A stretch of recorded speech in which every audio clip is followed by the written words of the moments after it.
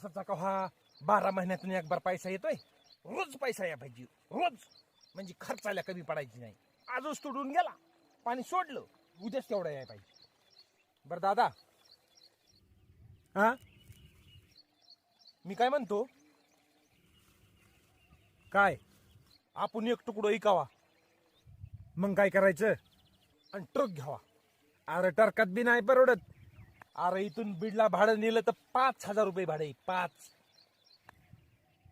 5,000 भाडं असलं ना तर 4,000चं तेल, 500 रुपये ड्रायव्हरची पगार, आणि 500 रुपये पोलिस घेते.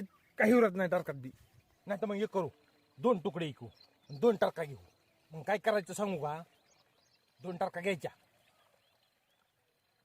दोन्ही भाडे संगच भरायची, आणि दोन्ही टरका एकाला एक बांधायच्या. पुढची चालू करायची, पाठीमागची बंद ठेवायची.